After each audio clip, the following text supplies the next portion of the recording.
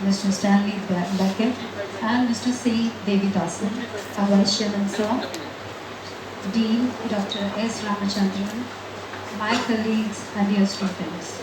We are all gathered here to listen to the words of the enlightened Mr. Stanley. We welcome you, sir. We are all gathered here to welcome Mr. Stanley. A very, very special welcome to you, sir, for agreeing to come over all the way from South Africa and joining us. I'm sure that our students will be very happy to hear you. Mr. Stanley is the co-owner and CEO of Online Mind Drafts and co-owner of Change Creator. He is the first life success and thinking into results facilitator in Africa and studied personally with mentors such as Bob Proctor, T. Harv Eker, Les Brown, and Gary Robert, to name a few. Stanley is also creator of world-class programs such as Thinking into Sales, Advanced Thinking, The Art of Reading Body Language, and The Law of Compensation. He is the creator of world first sales ontology training program, where he trains individuals in the sales field to become ontologists. Furthermore, Stanley is the author of Lift Off, The Secret Keys to Launching Your Goals, and the soon-to-be published books, The Change Creator Formula and The Change Creator Formula for Business. Liftoff is the ultimate guide for individuals and companies who want to understand not only how to set worthwhile goals, but more importantly, how to go about achieving them. This book goes deeper into the mindset of goal achiever than any book has ever gone before, and is an easy to follow guide which will help lift any individual or company to a new level in life. Stanley can be regularly heard on the most popular talk radio show 702, where he is a featured change guru in the Aubrey Messenger show. Together, Stanley and Aubrey have created the world-class Change Creator program. This program is accompanied by the following Change program: Change Creator for Business, Change Creator for Finance, Change Creator for Relationship, Change Creator for Health, Change Creator for Teams. In 2016, Stanley became a member of the Worldwide Creative Thinking Association and regularly does talks around the subject. He is also the creator of the Creative Thinking into the Future workshop. Now I would like to call Aditi and Pitanga on the stage. From our guests, Mr. Stanley Beckett and Mr. C. Davidson, to our institution. Now I would request our Honorable Vice Chairman Sir of MIET Group, Mr. Puneet Agarwal, to come up on the stage and present a memento to Mr. Stanley Beckett. Please, sir.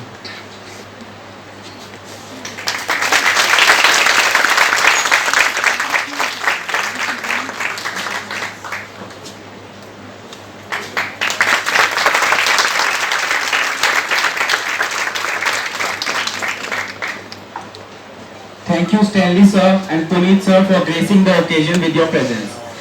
Now I would like to request Dr. S. Ramachandran, Dean sir, to present a memento to Mr. C. Devidasan.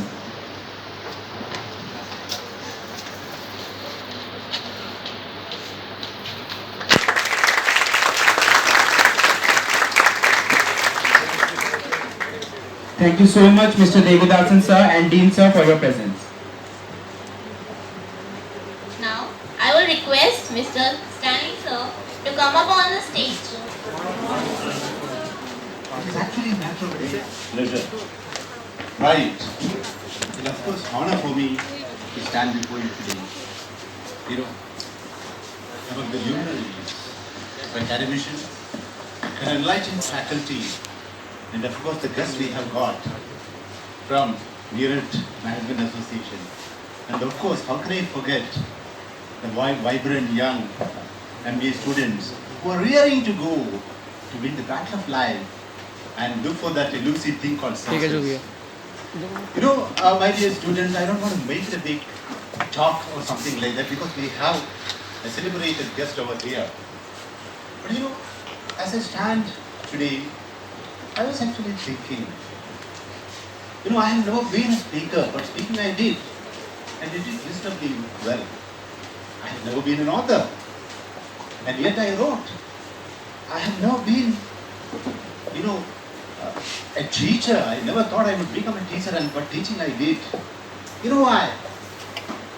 It is because of the teachers who made me what I am today, and therefore I am standing tall and erect, keeping my chin up in humility. The importance of mentors, the importance of teachers, the importance of people who help us in developing our skill set is extremely important.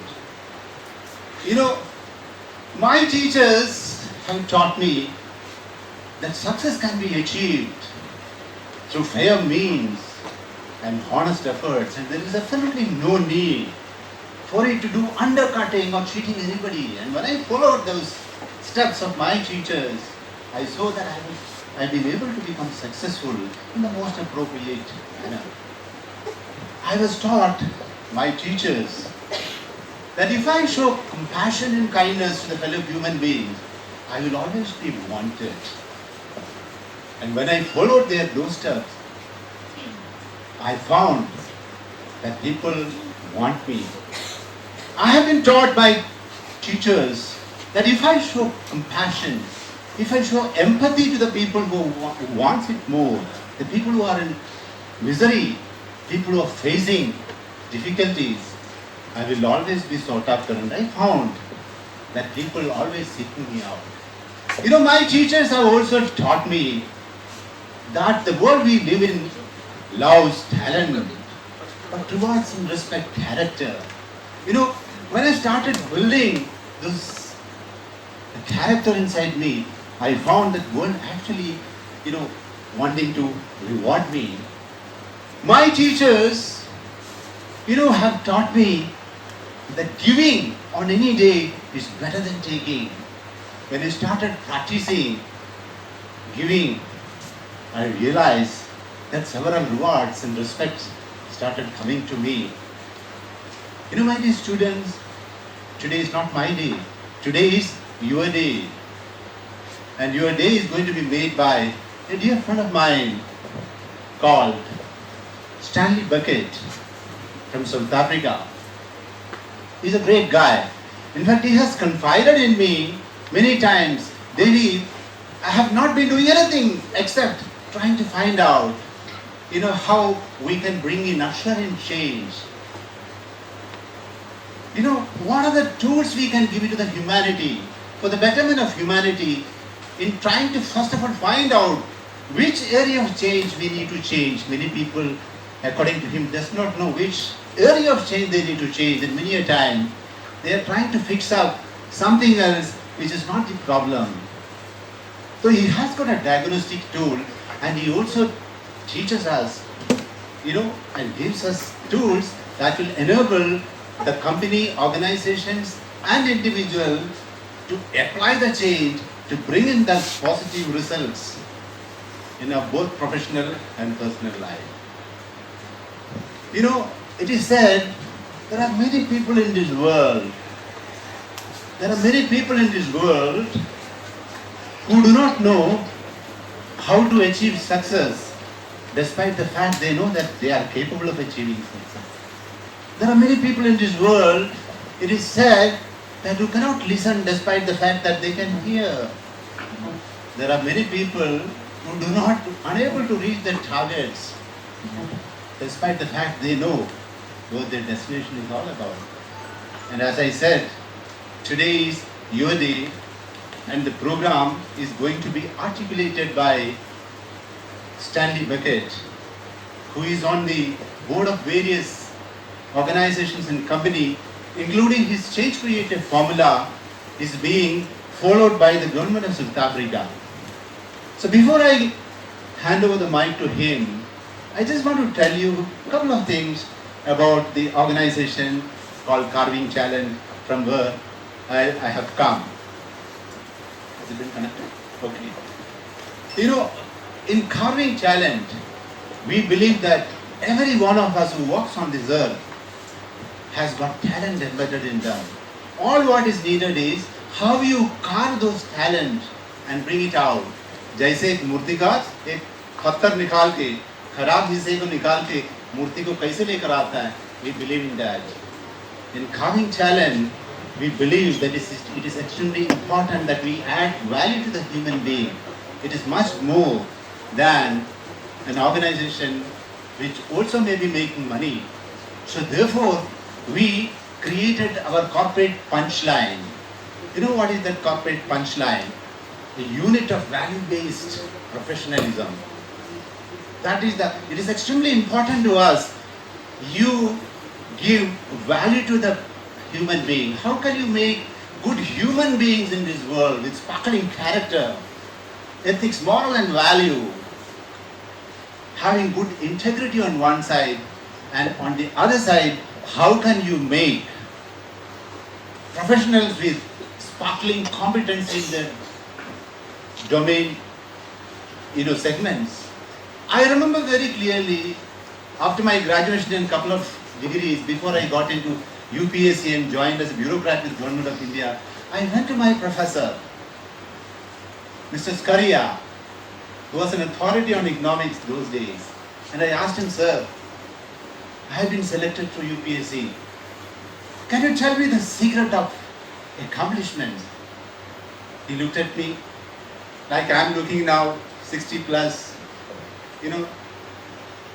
chashma ke upar se, and he said, son, there are only two things that make success possible or accomplishment possible. And what is that? On one side, you should be a good human being. Today this world has got several competent professionals who are exemplary in their professional domain. So this is most important, to be a good human being on one side, and on the other side, you should be good in your professional domain, competency building. He said, the biggest problem is that either the people are professionally so good, but they are not good human beings, and therefore accomplishment shies away. Or on the other hand, you will find some of the finest people, but they are good, but they don't have the professional competency. Therefore, you have to blend these both together, and when you blend these both together, you will become a complete person who is respected, accepted, admired, inspired and followed. You will begin to sparkle like 1,000 rising suns. So he said, this is what you should do. So therefore, carving talent tried to do that. Today's talk is all about building competency. The human side, maybe some other day, if I am able to come and meet you again, we will try to, work on that. But before I go, I just want to tell you, we have a philosophy in carving talent. Just like in your educational organization, there is a philosophy. It is much more than educating somebody. It is called man making. Education is a part of it. Knowledge building is a part of it. And what is this philosophy? And this philosophy, carving talent, resides on the edifice of 4 load-bearing pillars, and we call it FTGM. Let me run through it just in 2 minutes' time. The first thing is faith. Wherever we go, we try to propagate to people. Faith is extremely important.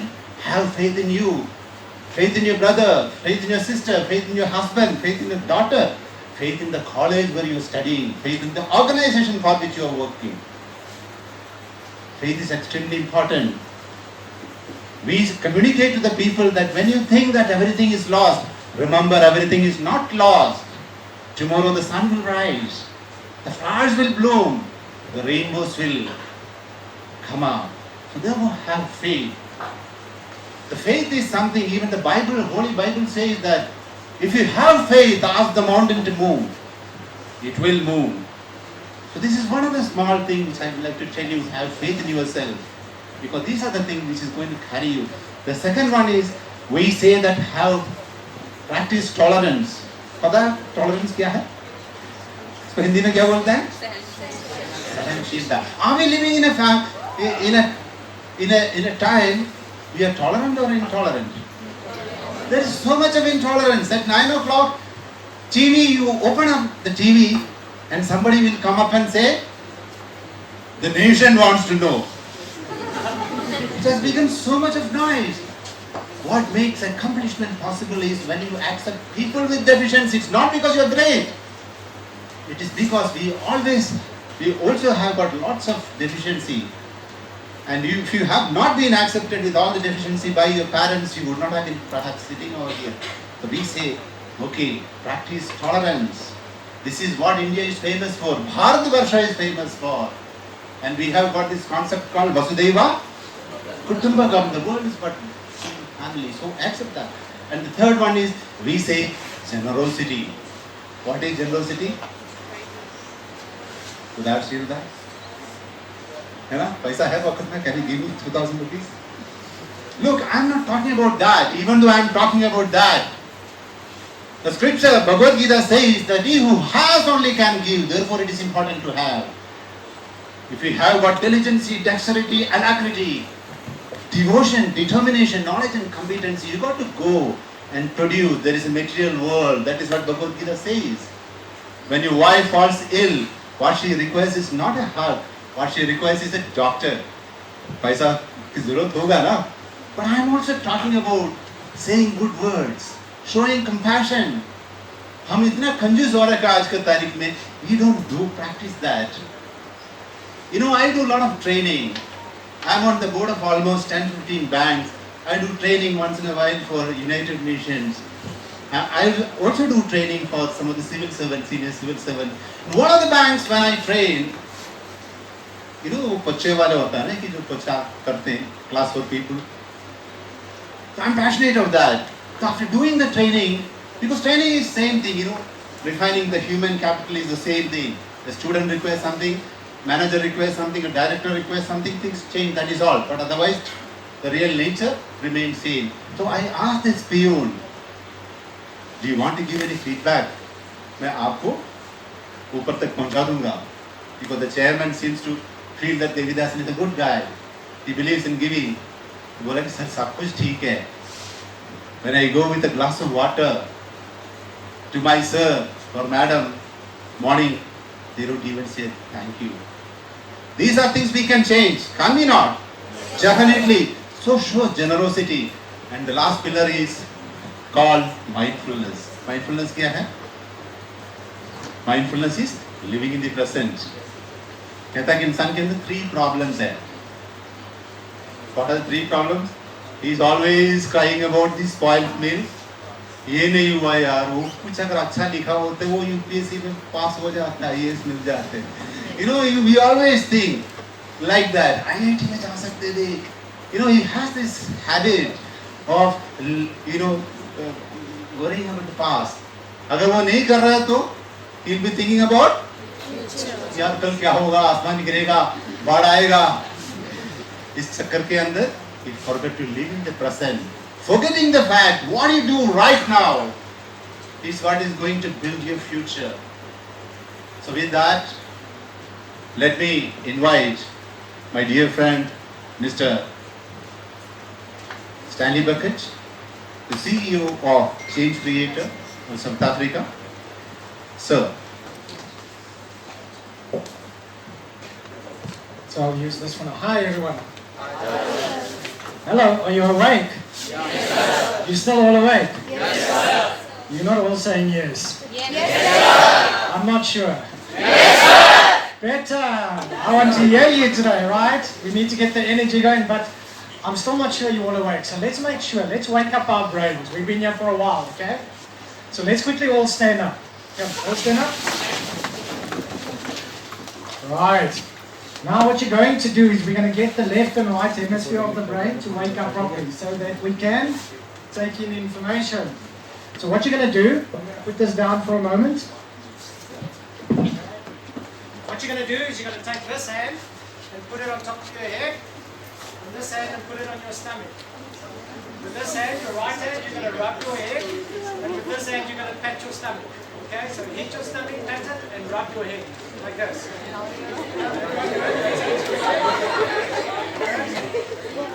Faster, faster.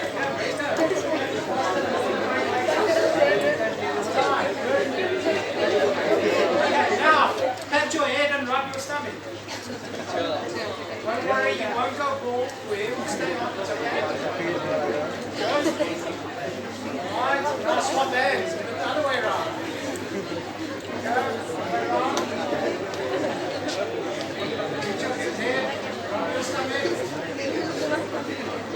Now pat your stomach and rub your head. Oh, is it getting confusing? Getting confusing? Okay. Getting away? Right, now take these hands. This hand, put it on your nose. This hand, cross it and put it on your ear. Okay, now, as fast as you can, swap. Swap. Swap. Swap. Swap. As fast as you can. Swap.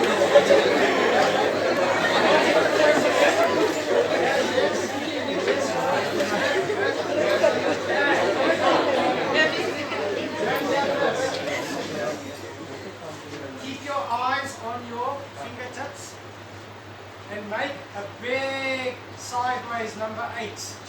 But don't move your head. Your head has to stay still. Only move your eyes. Keep it on the side. Keep looking at the thumbs. Only move your eyes. Right? As big as you can.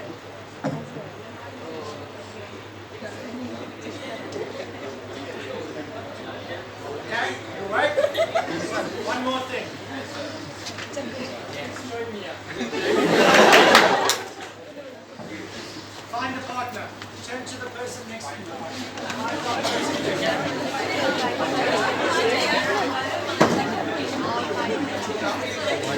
Let's make sure everybody's awake. रुक जा दिक्कत नहीं angle ठीक करना पड़ेगा Put your hands on their shoulders like this. छोड़ दे angle छोड़ दे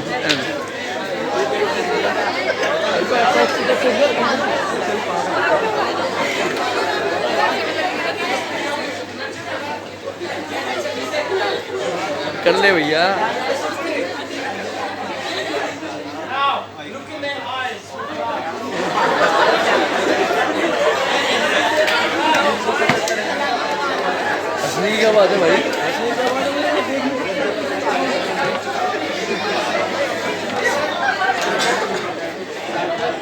On the count of 3, you're going to do with me. You're going to look at them in the eyes, and on the count of 3, you're going to go 1, 2, 3, and you're going to shake them as hard as you can and shout, wake up. So 1, 2, 3, wake up!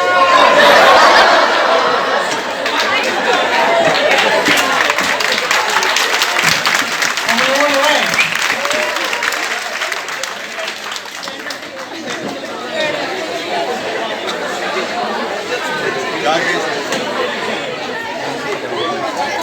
Are we all awake?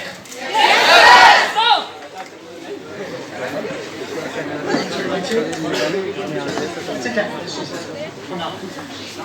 Are you all thinking? Is your thinking on? Whose thinking is on? Show me whose thinking is switched on. Show of hands. Who says I am? उस वाले को दिखला उस वाले को नीचे करते हैं Thank you. I am a thinker. Show me your hands. Okay. You know what? I met a man who studied for 10 to 12 years thinking. And I said to him, can you teach me one thing about thinking? And he said, I will teach you something about thinking. I'm going to teach you now as well. Okay. He said, if you take all the people in the world and you look statistically at it, he says, 2% of people in the world, how many? 2% think. 3%, how many? 3% think that they think. And the other 95%, how many? 95% would rather die than have to think. He says people don't think. And you might argue and say, but I think all the time. Just because there's things going on here doesn't mean you think. Let's test it. Let's see who are the thinkers in the room, okay? So what we're going to do, take your hand. This is now our symbol for thinking. So take your hand and put it up like this. Everyone, take your hand. This is your thinking cap. Right? Everyone got their hand above their head? Now, take your hand and just gently go and put it on your cheek.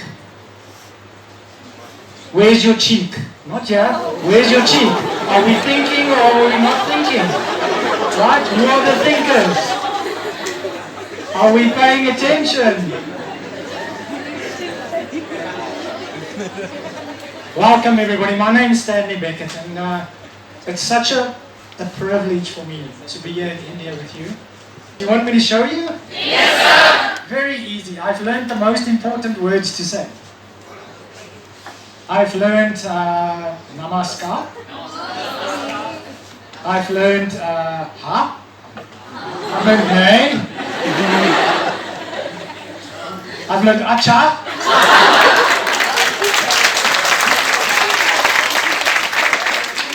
I've learned TK.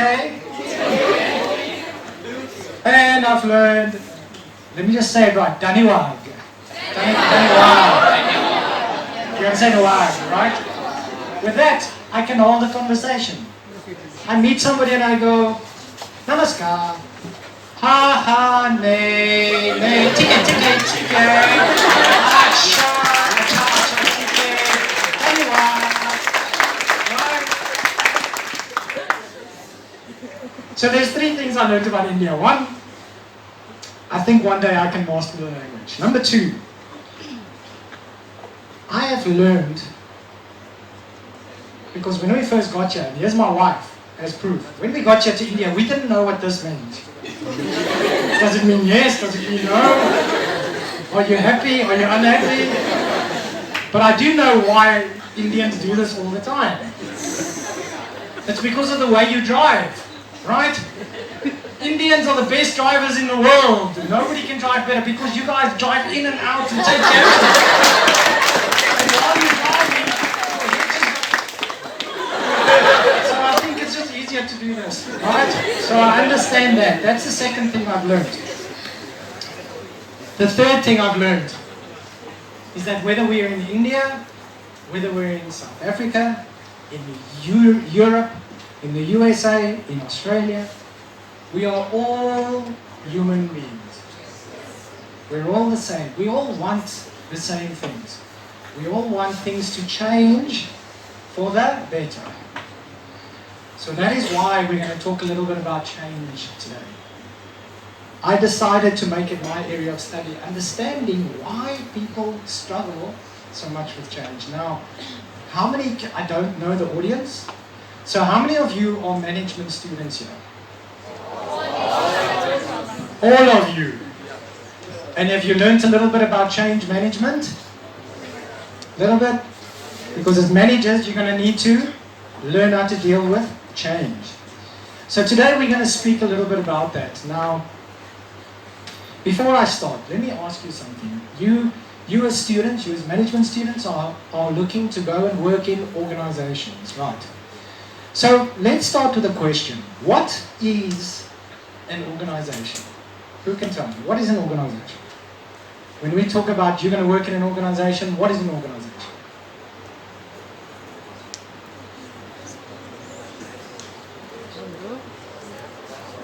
Okay, let's go there. Yes? So a group of people working together to accomplish a common goal. Fantastic. I don't even have to go further. Let's give her a hand. Well done.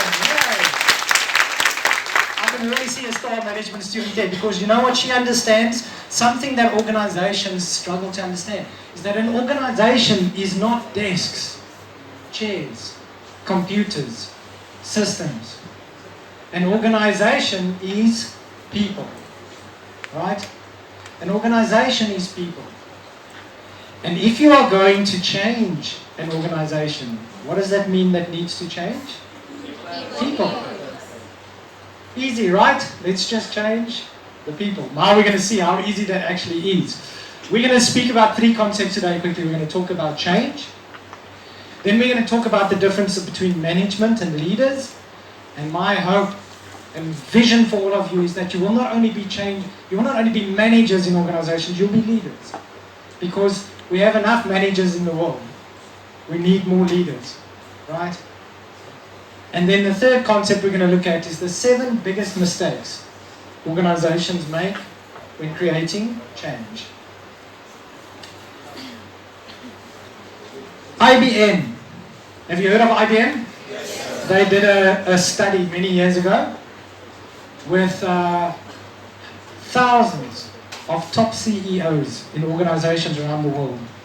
And they said, we've moved from the industrial age through the information age, and we're moving into a whole new age now, where all the rules are changing. Everything we think we know is changing. They say for you as students, studying for 4 years, by the time you're studying your second year, half of what you learned in the first year is already obsolete and changing. So they said to these CEOs, what are the top 5 things a company needs to be successful in this new age? And they compiled the list of, actually it was a list of 20, which they then narrowed down to their top 5. What do you think was at number 1? Do you understand the question? If there's top 5 things a company needs to survive in today's new age, what do you think was at number 1? Put up your hand, let's hear. Yes. Proper planning towards finance, important, but not at number 1. Adaption. Adaption and upgradation. Adaption and? Upgradation. Upgradation. That was even more confusing, but yes. Okay, very good, but not quite, but close to number 1. What else? What do you think was at number 1? Mindset of the people. Okay. Anything else? Innovation and creativity. Innovation, creativity, all important. But without this thing, innovation and creativity means nothing. We can all come up with creative ideas. Does it mean things are different? Because the power doesn't lie in ideas, right? The power lies in the application of ideas. So you're all getting closer. So what they said and what they found was at number 1, that every company is going to need, and I like the word they used, not only the willingness to change, but the words they used was the hunger for change. They say for an organization to be successful today, they have to be hungry for change. In other words, everybody's got to keep asking, how do we change? How do we do things better? How do we serve our clients better? How do we do things faster? How do we get things that are more to the needs of our clients? Because they realize we're now no longer working like in the past where we only worked in little countries, each other. Now we're working with the world. Everybody's competing with us. And if you are not coming up with an answer for how do we change, your competition is. So we need to get people to change. And that became the area of my study. I mean, just look at the last 10, 15 years. How much change there has been around the world. The internet, do you know the internet's only just over 20 years old? When I was in school, I'm giving my age away now, but forget I said this. When I was young and in school, we had no such thing as the internet. If you wanted to learn something, you had to open this thing. You might have heard of it. It's called a book. Right? It's got pages on it with the letters and things, right? We had to open that thing to learn. Cell phones. We never had cell phones. Can you remember these old bricks? Those of us older, remember those things you needed a whole suitcase just for the battery? And you would always talk like this and go, hello!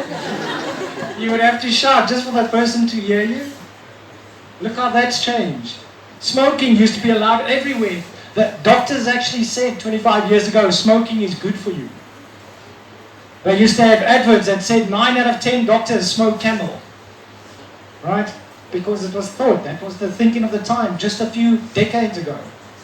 Netflix. If you wanted a movie, wanted to watch it, you would have to go to a thing called a video DVD store and get a video and watch it. And hope it works on your machine. Facebook, Twitter, none of these things. Uber. If you just look at how the world is changing, and every year something new is coming up. The world around us is changing very fast. Are we adapted to change with it? So when it comes to change, Jack Welch of General Electric, he said it so well. He said, when the rate of change on the outside is faster than the rate of change on the inside, then the end is near for the companies. And many companies, the end is near because they are not changing fast enough. So one of the most valuable things you as managers, as future managers can do, an organization is an understanding on how to help the organization deal with change.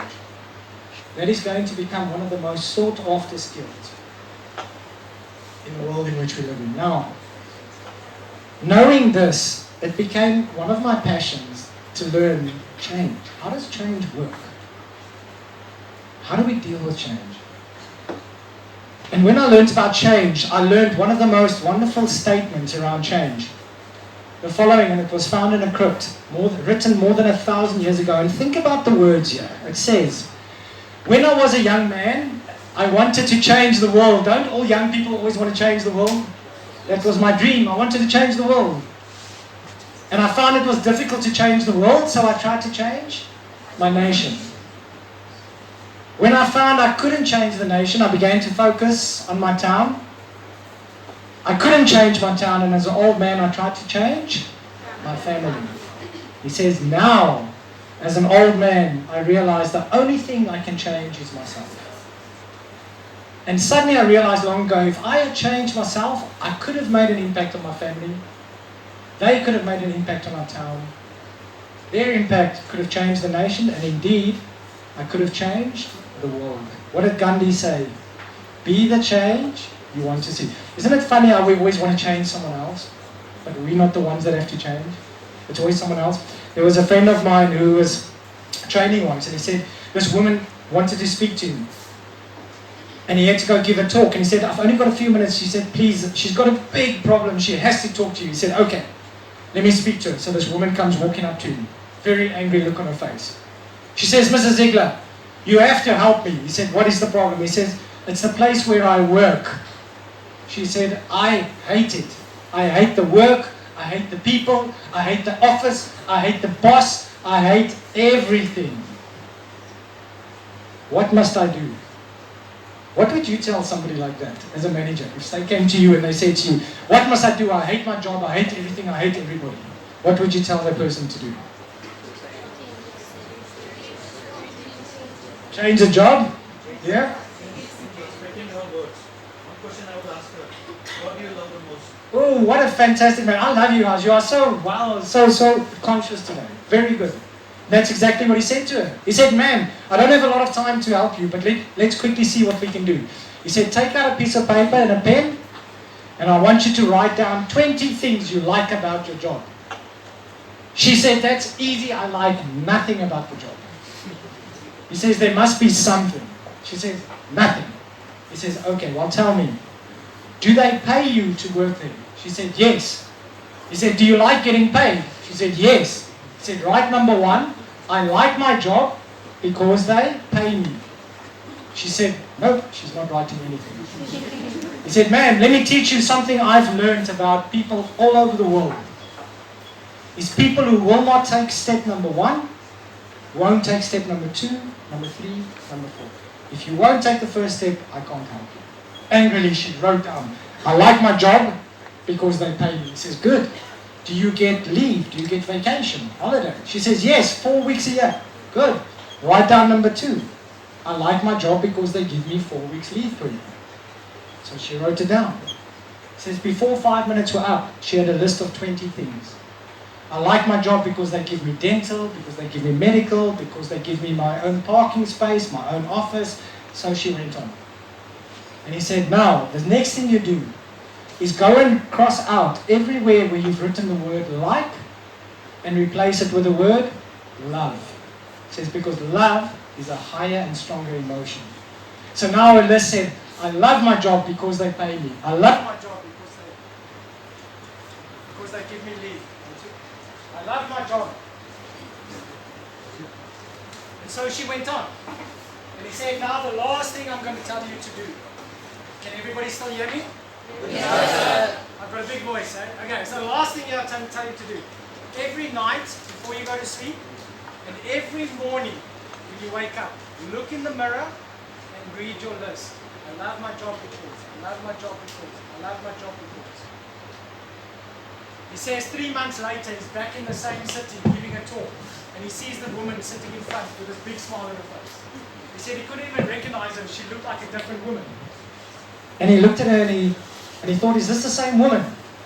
When he was finished with the talk, he said she came running up to him and she said, Mr. Ziegler, I don't know what you did, but I did what you asked me to do. And now, after 2 months, you cannot believe how much the people at my office have changed. So my question is, who changed? Did everybody in the office change? Or did she change?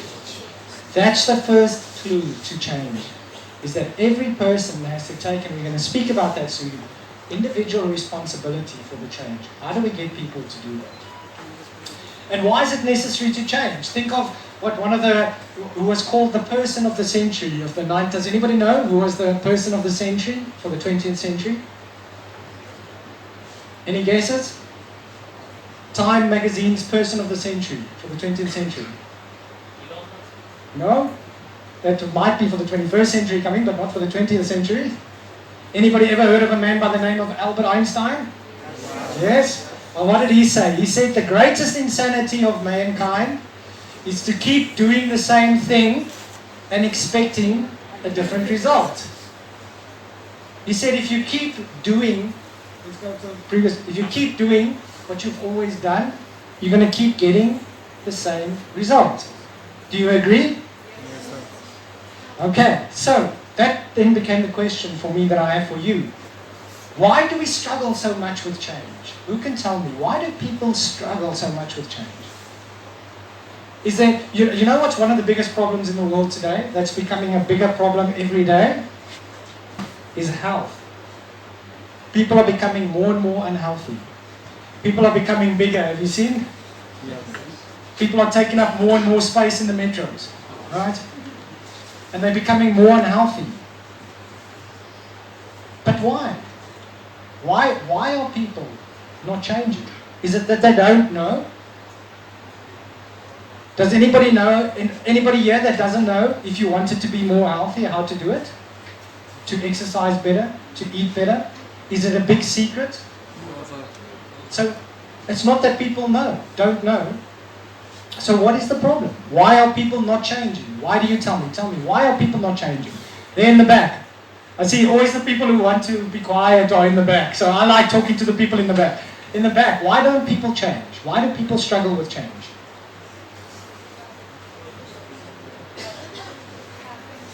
Habits. We got our old habits. Yes. Why else? Laziness.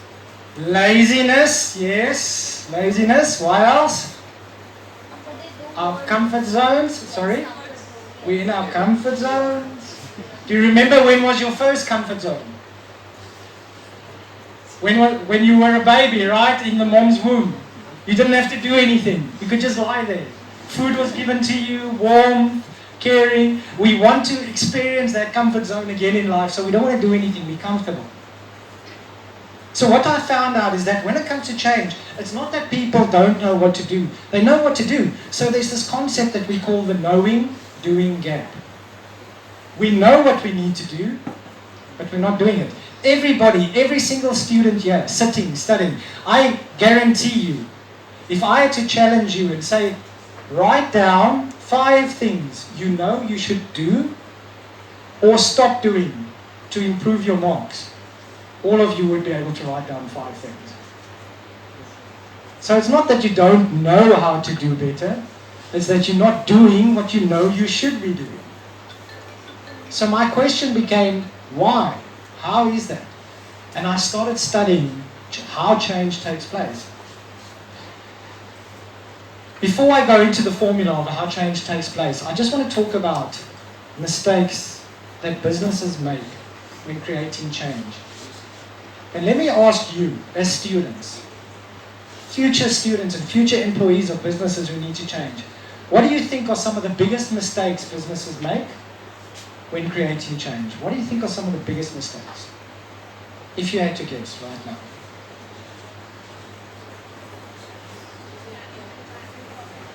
So again? So when you say not scanning the environment properly, what do you mean? Not understanding the environment. Okay, that's a very good one. Good. Why? What else? What other mistakes do you think businesses make when creating change? Yes? Usually they fail to discuss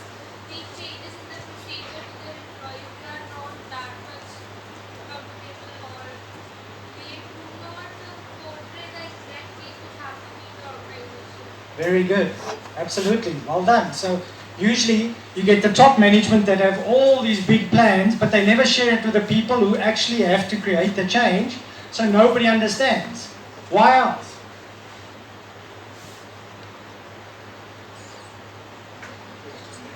Okay, think about it a bit more. Oh, do I have to wake you guys up again? Hey? Think about it a bit more. We'll come back to it. So let me go on to how change takes place. And the simplest, now I want you to think on you, not as an organization, but you individually. Have any of you ever had a thing where you say something needs to change, you know it needs to change, but you just can't get it done? Like you know you should stop eating that cake, but you eat it anyway? You know you shouldn't spend that money, you should rather save it, but you spend it anyway? You know you shouldn't buy those clothes that are too expensive, but you do it anyway? You know you shouldn't phone that guy or that girl, but you do it anyway? So have you ever thought what stops you from creating and doing what you know you should be doing? So what I found out is when it comes on an individual level, the following is the most basic formula for change. And it says that change will take place when N is bigger than R.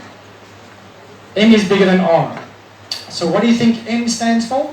And what do you think R stands for? What is M? What needs to be the biggest?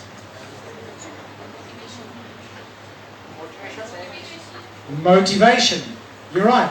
So your motivation needs to be bigger than what? What is R? Yes, absolutely. So change takes place when motivation to change is bigger than your resistance to the change. Does that make sense? So when we speak about motivation, what kind of motivation? You know there's two types of motivation. You get extrinsic motivation and you get intrinsic motivation. Do you know the difference between the two? Extrinsic motivation is where you get a guy who's called, that's what everyone thinks I am, but I'm not actually. Is a motivational speaker who comes up and says, yes, we can, and then you go, much better than that. Yes, we can, and you go, Yes, we can. almost, it's about 30%. Yes, we can. Yes, sir. Yes, we can. Yes, we can. About 60%. Come, we can go bigger. Yes, we can. Yes, we can. Yes, we can. Yes, we can. You see, that's called motivating a person. That's extrinsic motivation. You do that enough times, you get people to jump up enough time, and that person feels like they can do anything. Right? Until they go to sleep and they wake up in the morning and they go, no, I can't. Right? There's a difference. That kind of motivation doesn't last. And that kind of motivation has given motivation a bad name.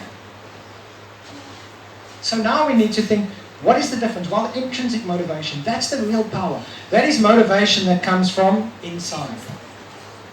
If you have intrinsic motivation, nobody has to motivate you to do anything. So that's the kind of motivation I wanted to know. How do we build that kind of motivation?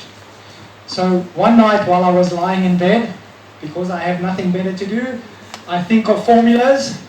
So where does that come from? Let me just give you a little bit of my history. When I left school, I didn't know what I wanted to do. So I was sitting outside one day looking at the beautiful stars around me. And I thought I've always loved stars. So I decided to study for a Bachelor of Science degree in astrophysics. Decided to become an astrophysicist and study the stars for the rest of my life. Nobody told me there would be so much maths and science in it. I thought it would be easy. But what that did teach me was the love for formulas. And I believe anything can be explained with a formula. So I thought there must be a formula for change. And one night lying in my bed, suddenly this formula jumped into my head. It was 2 o'clock in the morning. In my sleeping shorts, I jumped out of bed, I grabbed a board and I just started writing. And what I saw the next morning when I was awake again was the following formula. And it said that this over here is your change creator formula. Is that easy enough? Everybody okay with it? Because if you know this, we can go and have lunch. We finished for the day. Alright? Would you like me to explain a little bit better? Yes. Okay. Inside here is the secret to how change takes place for us as individuals. Now, by the way, what is the time here? Just let me see. Just so that I know how much time I've got to get through everything. Sure. Okay. I'm going to start from here and I'm going to explain And if you've got a pen and paper, write this down, because it's going to help you make sense on how change takes place. Because you need to understand how change takes place on a personal level before you can understand how change takes place on an organizational level. Why? Because an organization is made up of what? People. Right. Okay, what I will also do, what I will also do is make sure that we get this formula and these slides, the presentation, to you so that you can forward it to the students as well. Okay, I need for you to be able to look at this often. And then when the new book, which is now being launched in November, the Change Creator Formula comes out, I will see if we can make a plan to get a PDF copy to you guys as well, so that you can read it and understand it, because you need to take this knowledge out in your working environment. So, how does it work? Very first, for change to happen in a person's life, we first need the ID for change.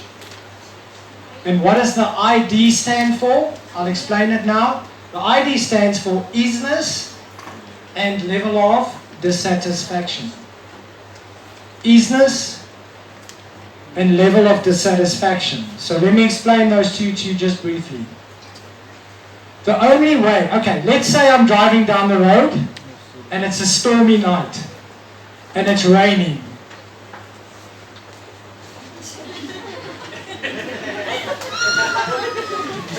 Okay, so whoever answers my questions right is going to get some of these, right? So now I know you guys are going to answer questions. Here's our prize. Let's see who's paying attention. Sorry, sir, I hope you didn't want those chocolates, but there we go.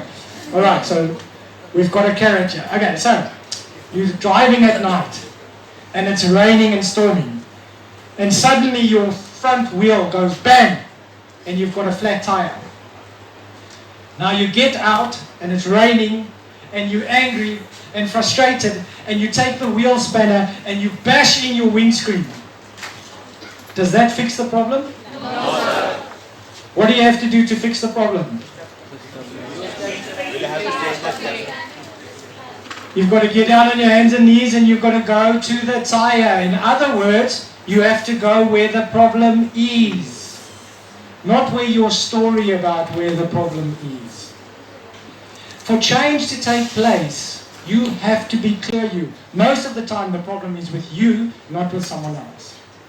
If you are blaming someone else, your parents didn't love you enough, the government isn't doing enough to help you get jobs, there isn't enough money in the economy, it's raining too much, whatever it might be, as long as you keep blaming, you are never in the isness of the problem and change cannot take place.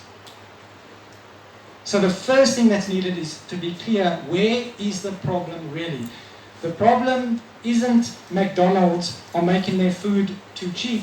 The problem is you're eating too much McDonald's. Do you see where the problem is? It's with you. And many times companies blame everything besides themselves where the problem is. Then the second thing you need to have a healthy level of dissatisfaction. If you are not dissatisfied, you will not change. Right? Let's say you're overweight.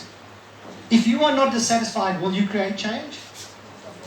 That's what happens. A lot of people are dissatisfied, but not enough. They say, oh yeah, I weigh 20 kilograms more than I did 2 years ago, but it doesn't matter. I mean, I still feel good. I still feel fit. I still feel strong. In other words, they are not dissatisfied enough. Many times, when dissatisfaction happens, it's too late. The doctor says, sorry, sir, sorry, ma'am, but I can't do anything for you anymore. You've now got diabetes. You've now got a cancer. You've now got a triple heart transplant. See, many times dissatisfaction comes too late. So we have to develop, in order for change to happen, there has to be a healthy level of dissatisfaction coupled with an awareness of where the problem is. Okay, does that make sense? So now, once we know where the problem is and we're dissatisfied, we can move up to the next step. And the next step is the G. And the G stands for you've got to have a healthy goal. What is my goal for change? Where do I want to move? What do I want to weigh? How much money do I want to make? How much profit increase do we want for the company? Whatever it might be, we need to have a clear goal. I don't currently have time to talk about goals, but what I do commit to all of you is that via Sir Devi today still, I will arrange that you can all get a copy of my first book, Lift Off, which will teach you about setting and the mindset around goals to help your students. Okay. I think that deserves an applause. Like, yay, we're happy. Yes, thank you. No. Yay. Thank you. I know what you mean. Indian audiences are love. I will still learn how to work with you. But okay, just go like this if you're happy. All right. Okay, that's good enough. All right, so, goal. You need to have a goal. But having a goal is not enough. You need to have more. You need to have B and W. So what does the B stand for? Well, simply enough, you need to believe that the goal is possible for you. Do you agree if you set a goal but you don't believe you can achieve it, you won't take action? I don't believe it, right? So why should I do anything? So you have to believe that it's possible. And then the second thing, the W, you have to be willing to do what you need to do. Let's say, for example, and I'm just using that as a goal because it's something we can all understand and relate to. Let's say you want to lose weight or you want to be healthier. Firstly, you have to believe it's possible. But secondly, you're going to have to be willing to do a few things you're not currently doing, right? You're going to have to be willing to get up early and go to gym. You're going to have to be willing to eat food you maybe don't want to eat. But if the willingness is not there, then change will not happen. Right, so now we know, we're dissatisfied, we know where the problem is, we've got a goal, we believe it's possible, we're willing. So we move to the next one, BD. And what does BD stand for? Well, sorry? So believe in doing. Believing in doing? Yes, not quite. Yes. There's a book, has anybody ever heard of a book called Think and Grow Rich? Not this Think, but this Think, right? Think and Grow Rich. It was a book written by Napoleon Hill in the 1900s.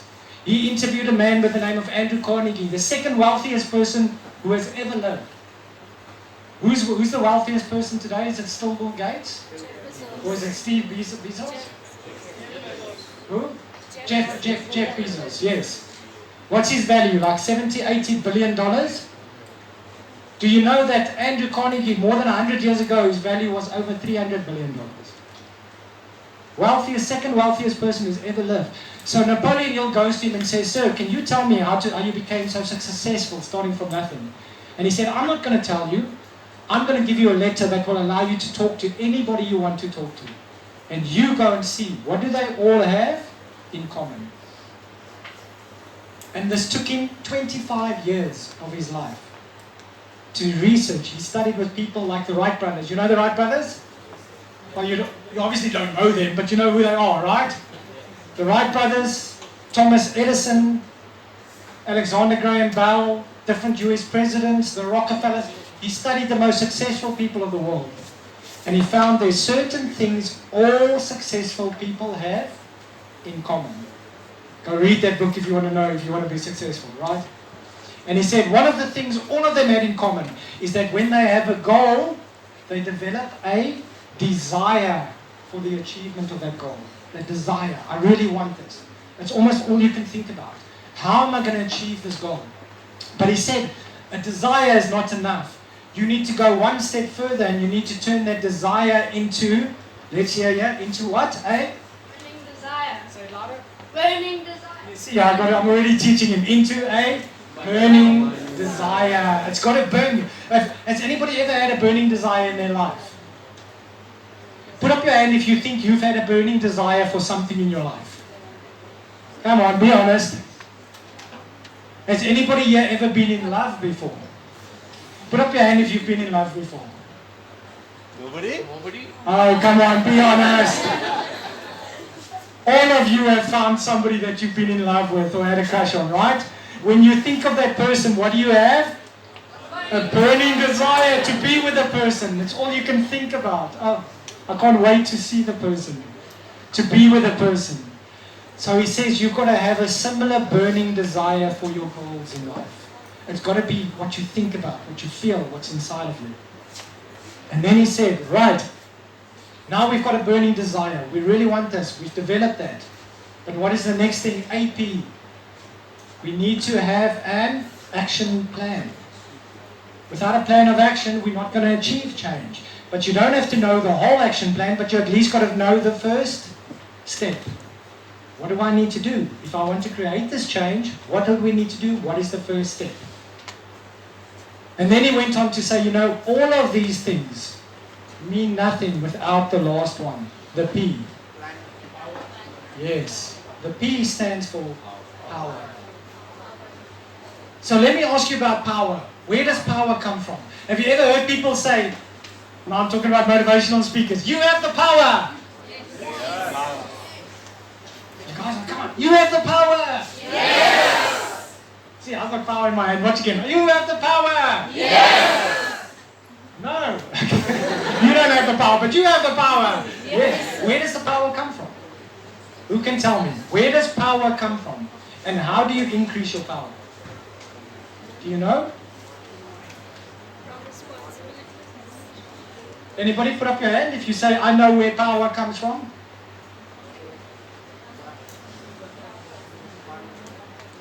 Anybody? Yes? Where does power come from? Motivation? Well, sorry? Appreciation. Power might give you appreciation, but it's not where power comes from. Power comes from responsibility. Power, there's a lot of people who have a lot of responsibility, but they've got no power. Right? Where else? Where does power come from? Motivation. Which here? Say louder. Motivation. Self? Self-esteem. Confidence. Power gives you confidence. Power doesn't come from confidence. Mind? Where in the mind? Can I put my ear in my mind and just increase my power? Where? I see a lot of people try, right? And put their fingers all over to try and increase their power, but it doesn't work. This is very important, and today we don't have the time to talk about it, but that lesson on where power comes from can change your life. If you just realize how easily accessible power is, and it's like having for me, people not having an understanding power is like having a Ferrari. You know Ferrari? But not having the keys. So everywhere you want to go, you got to push your Ferrari. Right? That's what we're doing. We have this wonderful, powerful thing. And you're right, it's in the mind, but we need to understand how that works. You have this wonderful power thing, but nobody's ever given you the key. Right? How do we learn that? Okay,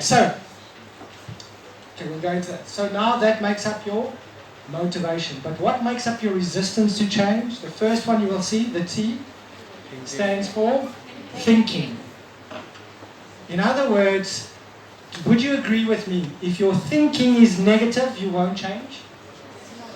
If your thinking is positive, you might change. So thinking, we need to understand what is your resistance is thinking. Secondly, the F stands for closer feelings. So how I think, and then how I feel. PB stands for peanut butter. Peanut butter. No? PB stands for your programming and your beliefs. Let's talk about that quickly for a moment. Programming and beliefs. Where does your programming come from? Where do your beliefs come from? Culture? Were any of you born with beliefs?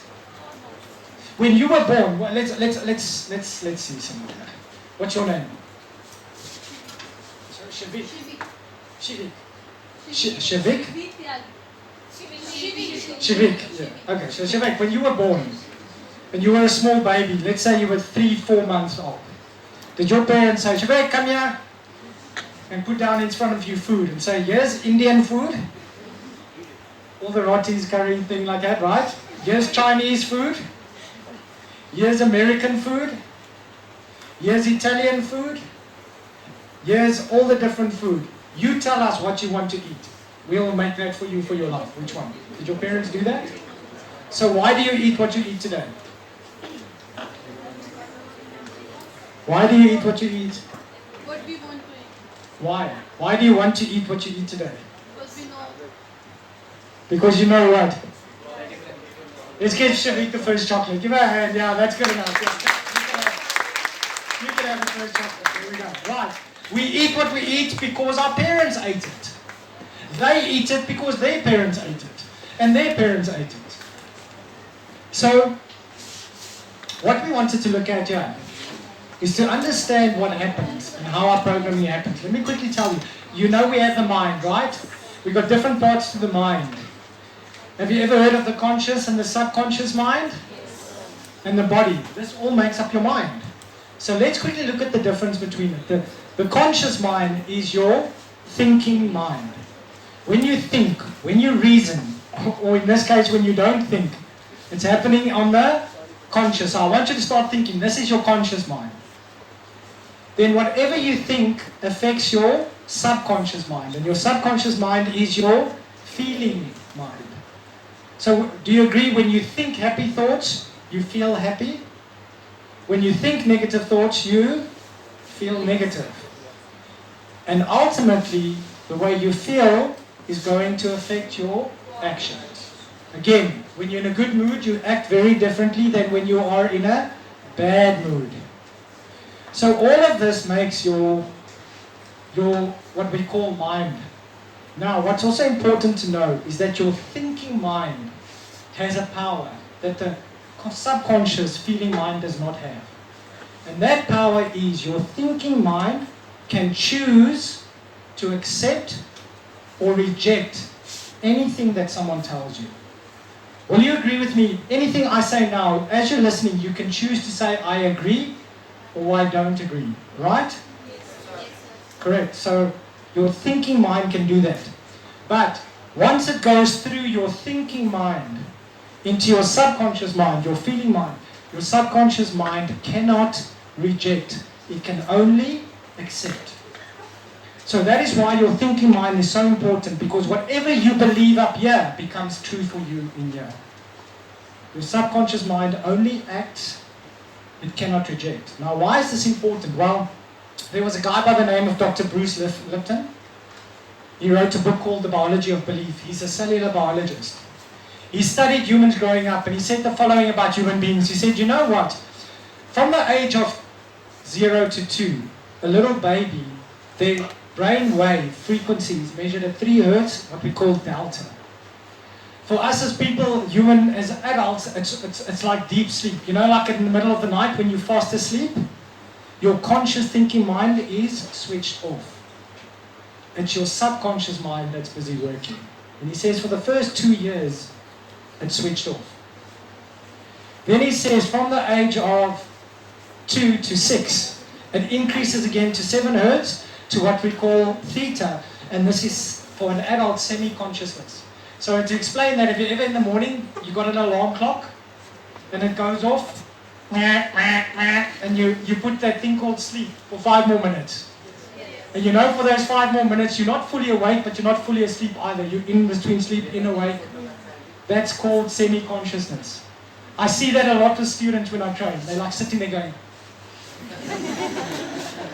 I love it because I know I can talk right to their subconscious, because their conscious mind is not going, no. It's just like,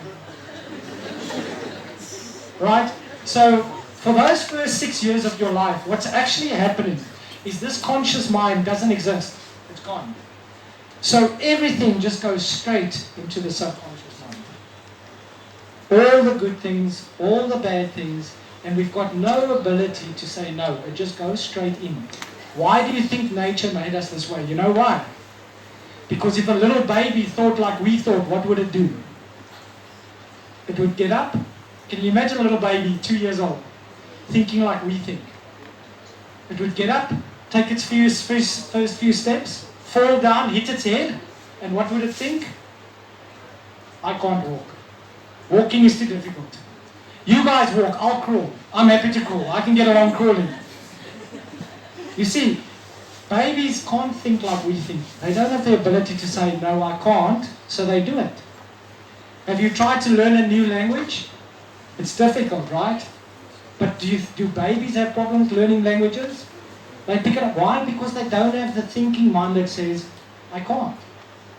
I wish every day I could give everybody just a tablet for 1 day that took that little voice in your head that says, I can't away for 1 day. And you would be amazed at what you can achieve in just 1 day if you didn't have that voice that kept saying, I can't, I can't, I can't, I can't. But this is what happens with a young child. So all of this goes away. That's positive. But the negative side is all the negative things also go into the mind. So you get all these negative beliefs about yourself, about life, that you inherit from your parents, from society around you. And only then does your conscious mind start developing from the age of 6 to 12, where your brainwave frequency goes up again to alpha. And for us, it's like a relaxing massage. In other words, you're present, but you're not 100% present. That's the way my two boys are all the time. They're present, but they're not 100% present. They're like sort of there. Except when they're playing games, then they are 100% present. Right? And then from the age of 12 onwards, into adulthood, we go into beta full consciousness. And what's happening is all this time, as you're growing up those first few years, you are being programmed. And you're being programmed, and one small experience can teach you you're a good person or a bad person. You're a clever person or not so clever person. Can you see that? That's good. You can still see me, right? So does this make sense? How we get programmed? And this is what happens. And negative programming then creates a very negative belief about ourselves in life, which creates resistance to any kind of change. And then the last thing that creates resistance to change is E, and that stands for your environment. Again, do you agree if your environment is very negative, it's very difficult to change? If everybody around you is negative, it's going to be difficult to change. So we need to help companies create a more positive, a more powerful environment. So let me move on to, okay, before I carry on, just before I jump on, does this make sense to everyone? Because we're going to need to use this formula to understand how it works as business and change leadership. So let's just go through it again. The first thing that needs to change is business and the satisfaction level. When you are dissatisfied and you realize there is a problem, you can then set a goal. But in order to achieve the goal, you need to believe. And you need to be willingness. Once you are, you can start growing a desire. Once you've done that properly, you can now say, I need to create a action plan. And behind all of that, I need to put my power. But fighting against that is right. Is that making sense? Does this formula at least make more sense? Yes? No? Which one? Yes. Okay. Good. So now we move on to the difference, just briefly. What is the difference between change management and change leadership? Very briefly, first of all, when we talk about managers, now remember we came from an industrial revolution when everything was systemized. They had these big industries running things that had to run on a mill from step to step to step to step. So all around the world, people developed managers to manage the changes and to manage the systems. But then we started realizing in the last decade, we need more leaders and not so many managers. So the difference is managers, as you will learn in your teachings, it's all about planning and budgeting. That's important, right? Got to plan properly, got to make sure you stay within budget. It's about organizing and staffing, making sure that everybody's in the right place at the right time and doing the right job. It's about controlling and about problem solving the problems that come up. And that's what change management is all about. So as we can see there, the style produces a degree of predictability and order and has the potential to consistently produce short-term results, which is good. But what we need more and more and more in an ever fast-changing world is change leaders. And what does change leaders do is that leaders is about establishing direction and getting people to move in that direction together. It's about aligning everybody and making sure that we all think in the same. If I have to tell you all quickly, think of, how do we think? Let me ask this quickly. Think of your fridge at home. Everybody quickly think of your fridge. Does it open left to right or right to left? Right to left? Is it silver? Is it white? Is it black? What color is it? When you opened it this morning, what was on the top shelf? Probably curd, because curd is everywhere, right? Everywhere we go, people offer us curd, right? What was at the top shelf? Paneer, curd, milk, butter, right? Who can remember? Show me, who can remember what's in their fridge this morning when they opened it? Most of us, right? Okay. Now, stop thinking about a fridge and think about a Ferrari. Remember I mentioned the Ferrari? Think about a Ferrari. Okay, now stop thinking about a Ferrari. Think about the Indian cricket team. They're playing South Africa today, right? I hope South Africa do better. Okay, but anyway, I've just made myself sad again. All right, okay. So they play. Think about MS Dhoni. Think about Virat Kohli. Okay, good. Now think about something abstract. Think about a cow. Think about a cow, right? Okay. Who can tell me what happened when you thought about fridge? Who saw the word fridge in their mind? Show me your hand. Who saw a picture of their fridge in their mind? When I said think of inside your fridge, who saw themselves opening their fridge and looking inside? When I said car, who saw the fridge disappear and a picture of a car came in your mind? The Ferrari. When I said think of MS Dhoni, who saw MS Dhoni's face? Or the Indian cricket team, the one of Kohli, or AB de Villiers. Yeah, that's one. AB de Villiers' face, right? And when I said cow, who saw a picture of a cow? What does that tell you? How do we think? We think in pictures. In order for something to make sense, we need to have a picture. If I try and explain something from South Africa and you don't have a picture to compare it to, you won't understand. So we all agree we think in pictures. But we all saw a picture of a cow, right? Yes. In our mind. But do you think we all saw the same cow? No. Some people might have seen a baby cow. Some people might have seen a big cow with those big horns. I had a cow that chased me the other day. I still see that cow in my mind. So we all have a different picture of a cow. You see, this is one of the big problems that managers have, and businesses have, is that they need to create change. So they create a vision, a picture of what the change looks like. But every person has a different picture in their head. So nobody's moving in the same direction. So part of being a leader is aligning people to move all in the same direction, see the same picture. It's about motivating and inspiring, intrinsically motivating people, inspiring people to take action. So in other words, this style produces change, and often to a dramatic degree.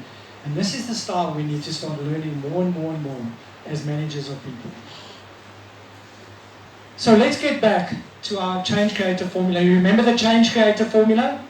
Well, there's a few things that change in the change creator for a business. So the first thing that changes, do you remember in the beginning of the change creator formula we said there needs to be a level of easiness and dissatisfaction. On a business level, we say there needs to be a level of easiness and a level of urgency. There needs to be an urgency in the business saying we need to change. Things are not good. Things need to change. We're in trouble. If we don't change, we're going to lose jobs. If we don't change, we're going to lose productivity. There needs to be a sense of urgency. What a great change leader does is understand how to create that level of urgency. Then, this stays the same. The business needs to have a goal, a vision. It needs to believe in it. It needs to be willing to take action. And then the next change, where we spoke about a burning desire, in a business there needs to be what we call a group desire. So the group needs to have that desire for change. Remember, what was the word IBM used? Who can remember in the beginning, what's the number one thing a business needs? Hunger for change. There needs to be a group desire. How are we going to change? Then, what stays the same? There needs to be a proper action plan that everybody believes in, and everybody says we can follow this plan. But then the next change is, instead of talking about power, we talk about empowerment. We need to empower people to take action. Too many people in business are scared because of school. What does school teach you? That's where big problems start. School teaches you either pass or you fail. So what do we become? We become less excited about passing and more scared about failing. So we take this into life, and we don't take chances because we're scared of failing. So we're playing life not to win.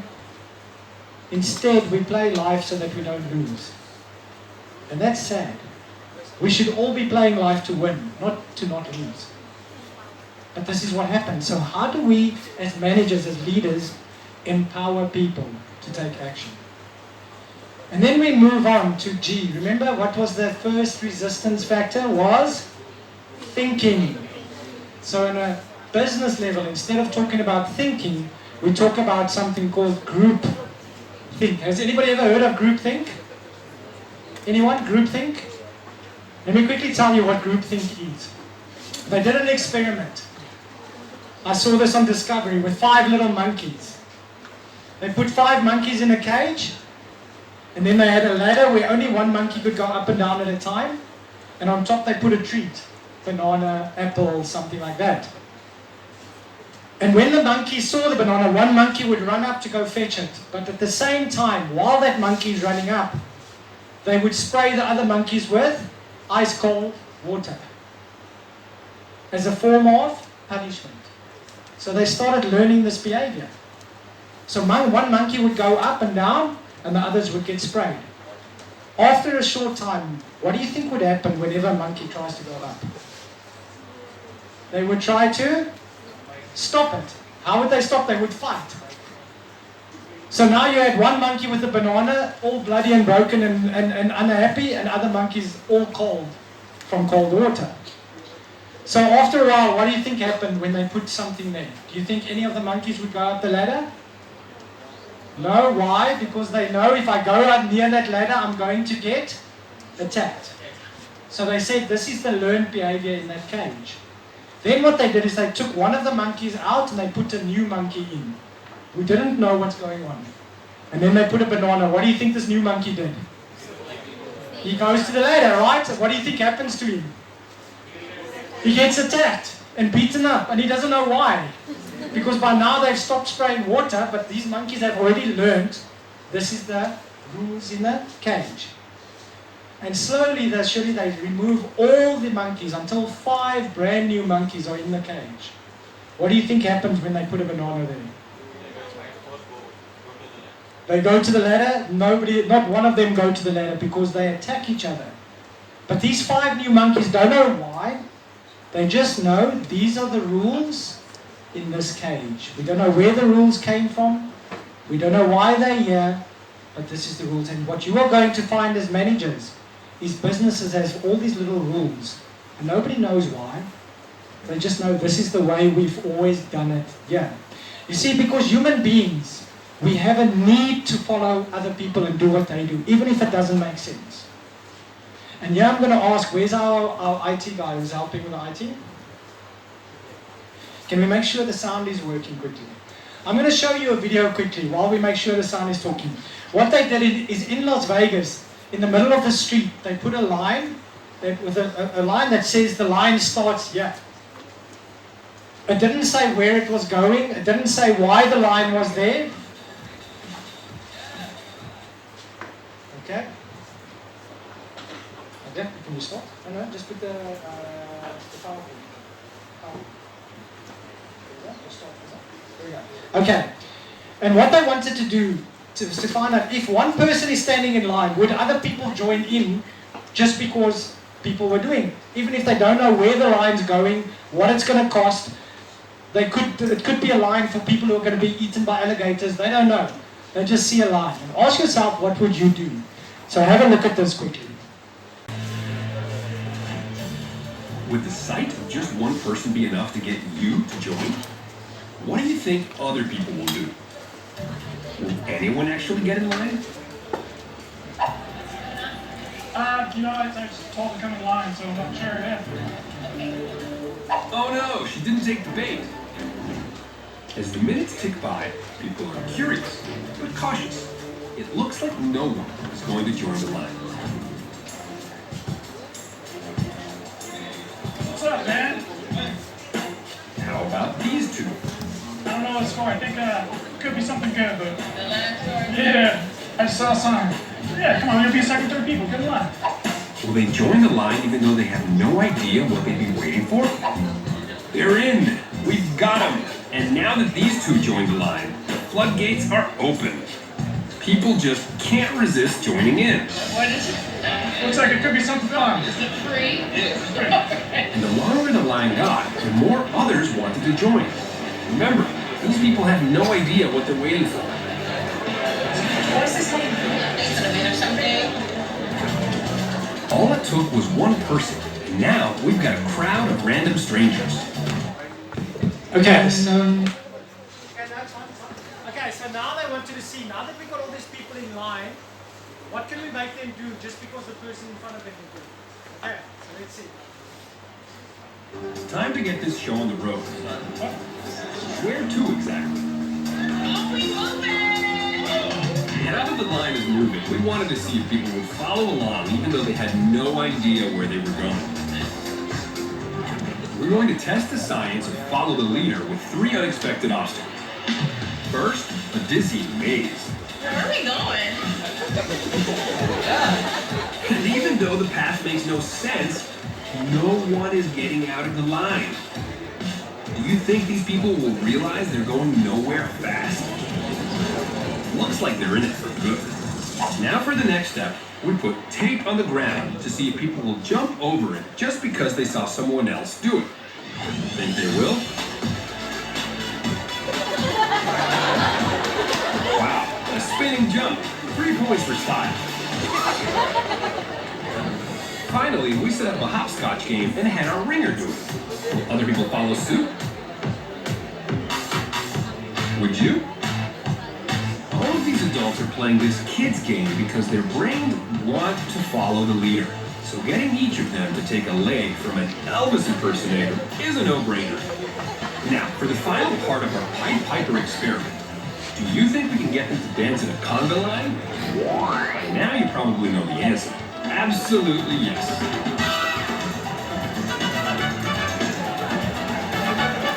Remember, all this started with just one man waiting in line for nothing. 5 minutes ago, all these strangers were going about their business, and now they're all dancing together. While it might seem strange, it's actually what scientists would expect. Isn't it interesting how we just want to follow everybody else without thinking? Remember our thinking? So then somebody said to me, but that's fun. Everybody wants to do something that's fun. So let's test something that's not so much fun. I had an office where they had a free eye test. And then they said to people, what's going to happen is that people played along. Every time the beeper goes off, you must stand up and sit down. And then they let the stranger in to see, would the stranger do what everybody else is doing, just to fit in without realizing or knowing what's happening. So let's see what happens, okay? Would stand up at the sound of this tone, simply because everyone else is. You might be thinking you'd never go along with this. Or would you?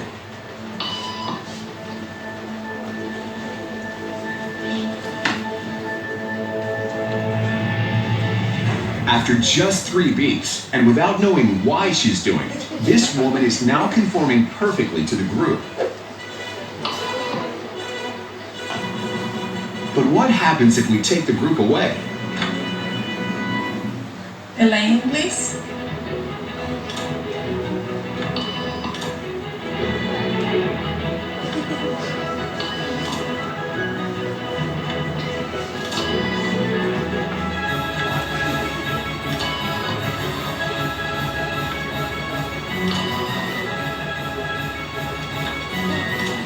Okay, now she's alone. The crowd is gone, and nobody is watching her, except our hidden cameras. What do you think she'll do?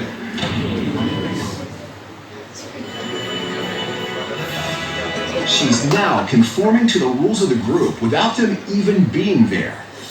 Now, watch what happens when we introduce another outsider who doesn't know the rules. Have a seat and they'll be out in just a couple minutes. Thanks so much.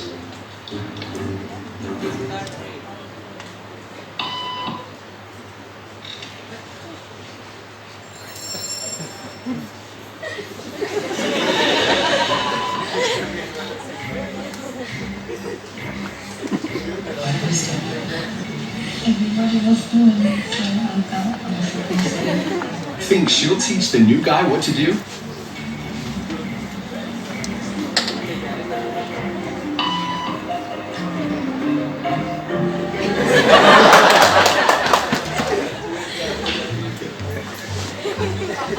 We kept the cameras rolling as more unsuspecting patients arrived.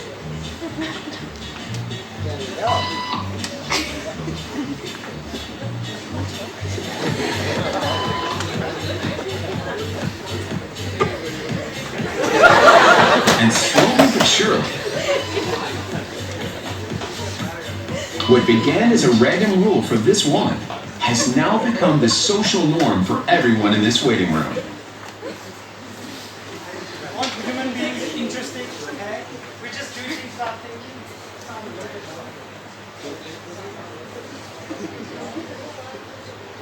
Okay, let's test. All right. Interesting, right? Are you still all awake? Yes, sorry? Yes, okay. Let's test it one more time. Everybody do it. Let's see who's awake. Take your hand like this. Everyone, as you're sitting, take your left hand, put it like this. Good. Now take this hand over here and put it like that. Everybody, are you with us? Again, wait. Okay, let's show you one more time. I don't think everyone's doing it properly. Take your hand like this. Take the other hand and put it like this. You guys with it as well? Now if you're paying attention, you should just be able to do that. Everyone do that?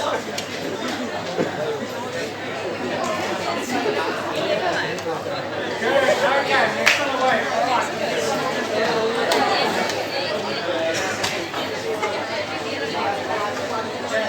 You still awake? Let's do the last one. So,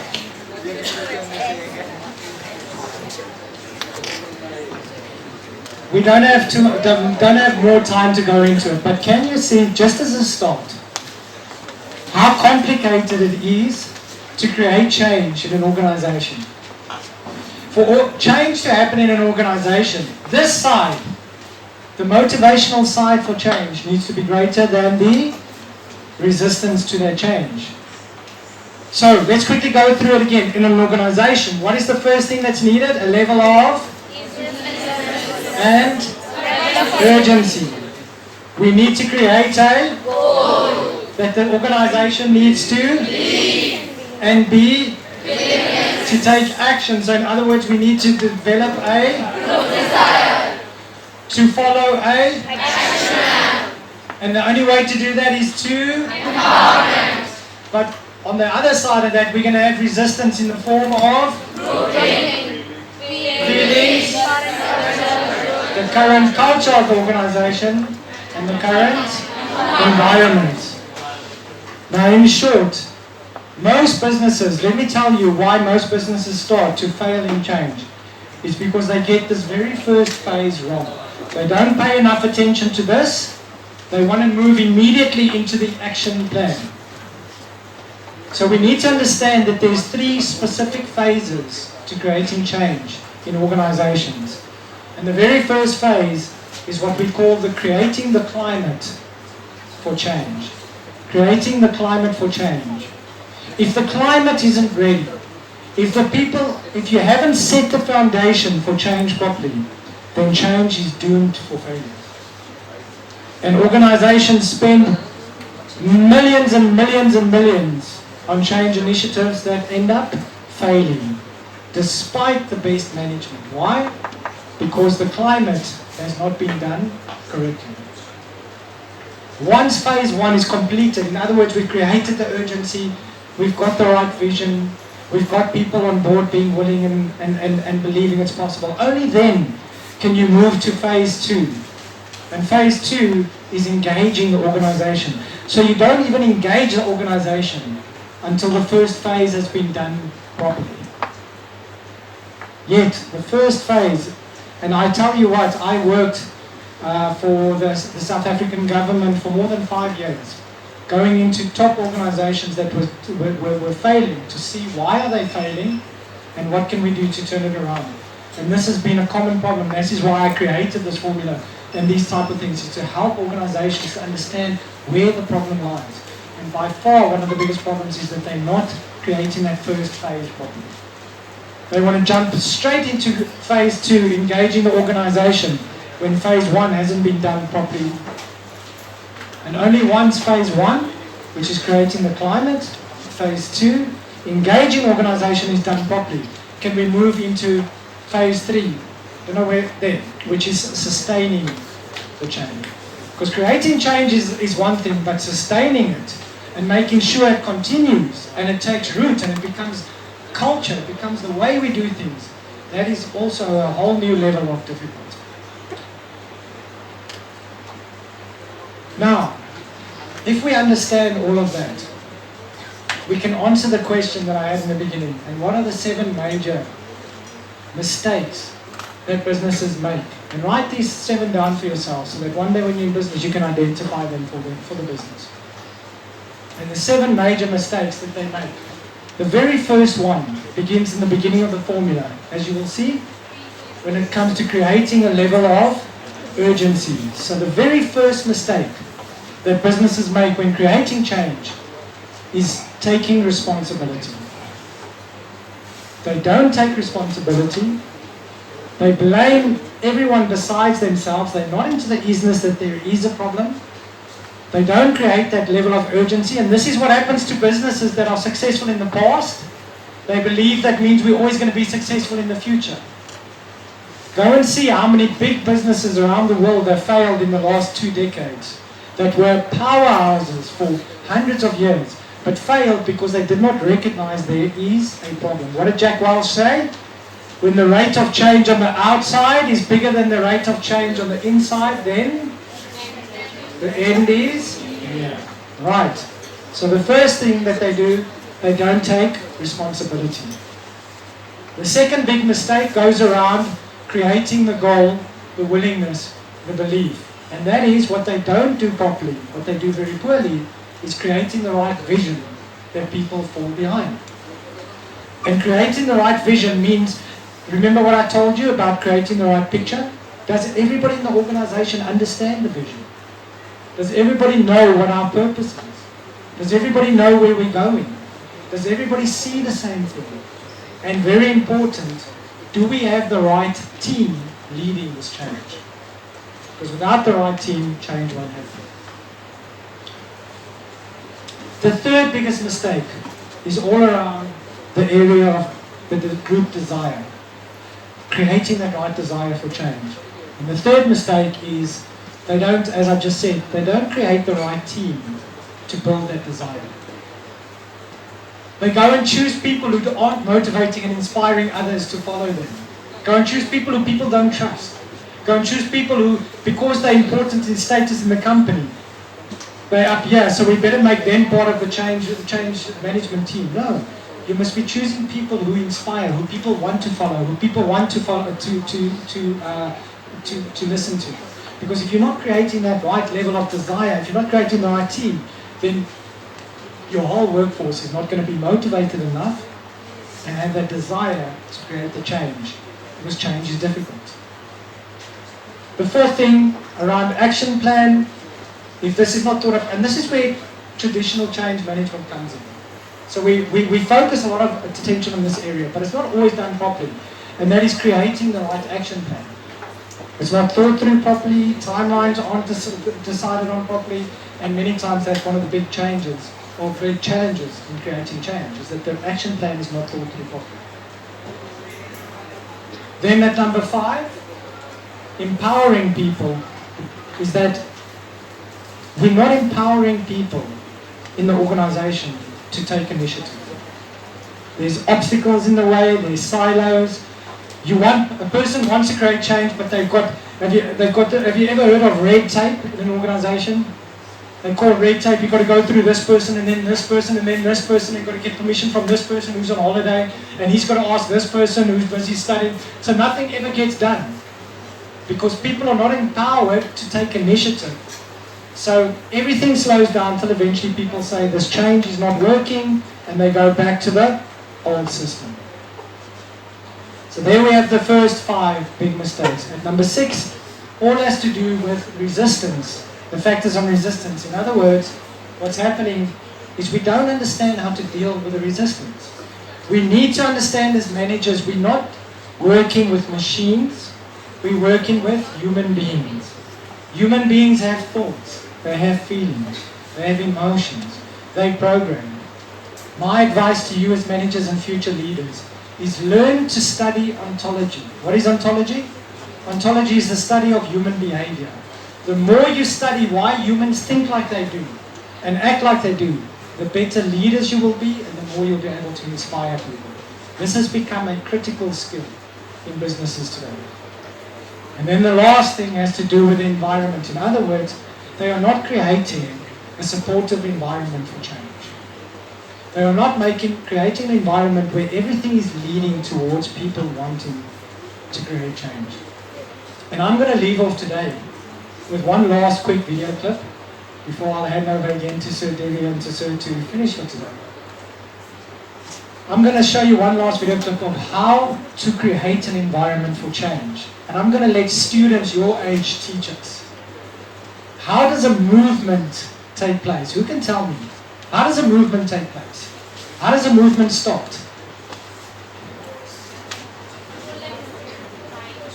Say again? Pull and push. Okay, that's a good one. And I still have chocolates to give away, and you've been so helpful. Let's give her a hand, yes.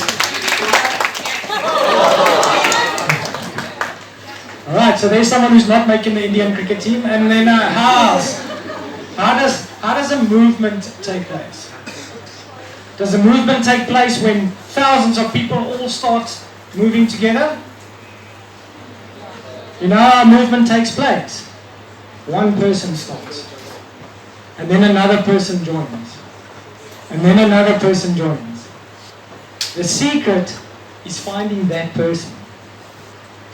And that is critical in an organization. Find the people who will start the way you want them to and will lead others to do it. So I'm going to show you one last video clip quickly before I say goodbye and see how one person can start a movement. Okay, let me put it on for you.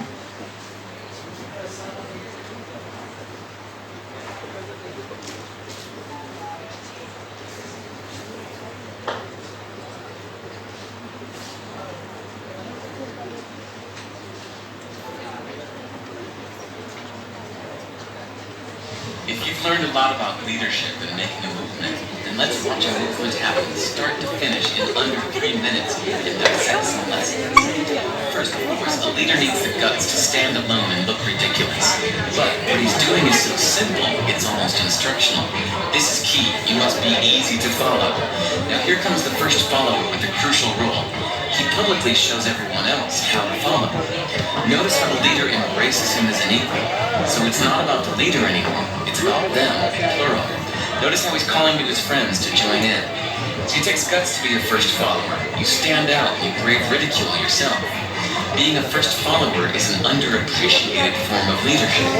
The first follower transforms a lone nut into a leader.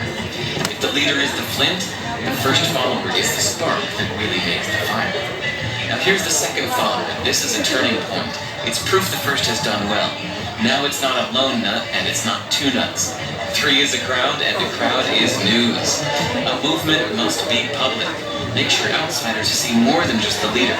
Everyone needs to see the followers because new followers emulate followers, not the leader. Now here come 2 more people, then 3 more immediately. Now we've got momentum. This is the tipping point, and now we have a movement. As more people jump in, it's no longer risky. If they were on the fence before, there's no reason not to join in now. They won't stand out, they won't be ridiculed, and they will be part of the in crowd if they hurry. And over the next minute, you'll see the rest who prefer to stay part of the crowd, because eventually they'd be ridiculed for not joining. And ladies and gentlemen, that is how a movement is made. So let's recap what we've learned. If you are a version of the shirtless dancing guy, all alone, remember the importance of nurturing your first few followers as equals, making everything clearly about the movement, not you. Be public, be easy to follow. But the biggest lesson here, did you catch it? Leadership is over-glorified. Yes, it started with the shirtless guy, and he'll get all the credit, but you saw what really happened. It was the first follower that transformed a lone nut into a leader. There's no movement without the first follower. See, we're told that we all need to be leaders, but that would be really ineffective. The best way to make a movement, if you really care, is to courageously follow and show others how to follow. When you find a lone nut doing something great, have the guts to be the first person to stand up and join in.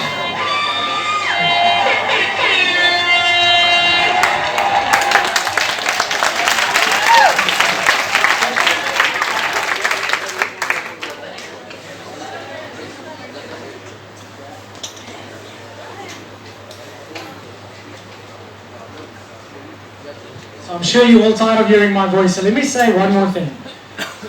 Before the thank you, any questions? I know at the end we had to rush through a few things, but today was just an introduction to start you off. You know, planting that seed, that there is a way, there is some hope for our companies out there. But before I hand over, any questions from anyone here today? Yes. Thank you so much. It was really pleasant listening to you. The formula that you mentioned on change management, you spoke about power. And I'm more interested to know when you were sharing that how do we get that power? You know? Power leads in confidence, but then we all somewhere want to bring in that change. We all face that struggle, you know, day in and day out. But basically, we are not maybe that strong enough to bring that change. So when you talk about that power quotient, how to inculcate that? Thank you. Good question. You know, there was this old couple living in a farmhouse out in the middle of nowhere. They were burning candles at night, reading their books. One night, they hear a knock on the door. They open the door. There's a man saying, "Good morning or good evening, madam, sir. I see you using candles. Have you ever heard of this thing called electricity?" And they go, "Electricity? What's that?" They say, "Sir, do you see that hole in the roof?" He says, "Yes." He says, "Have you ever wondered what that's for?" He said, "Yeah, what is it?" He said, "Let me show you." Out of his bag, he takes a light bulb. He puts it in there. He pushes a button. Suddenly the whole room is lighted. And this old couple going, wow. They had all the power right there, but they never knew it because nobody ever showed them how to use it. Would you like me to teach you how to put that power in? Because that power exists in every single one of you. The power to do anything exists. Probably no one's showing you how to switch it on. Would you like me to show you how to switch it on? Yes, sir. Yes, sir. Sorry, my hearing's going on. Would you like me to show you how to switch it on? Speak to this man and tell him to invite us back and we'll come and teach it to you. Okay. We can't do it in one session. But I promise you we will be back in January, February.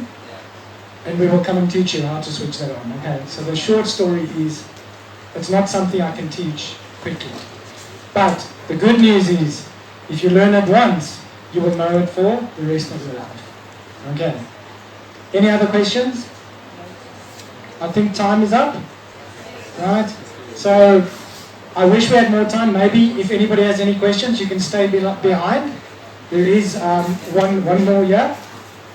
Yes, it's an easy pattern that you adopted. Sorry. It's easy pattern that you adopted while sleeping with that the night. It's early morning. And we came up with this formula saying that this and this and this comes to the, finally comes to the environmental and empowering and all those things. So while implementing, so this is not a one-day process or a weekday process or month process. It takes a time, as well as it takes an initiative and effort and communicating your thoughts and your process and your efforts, bringing it to reality to prove yourself this is the unique thing. As you worked in the government of your country and representing yourself as whatever you had your plans and your visions, the government is implementing it.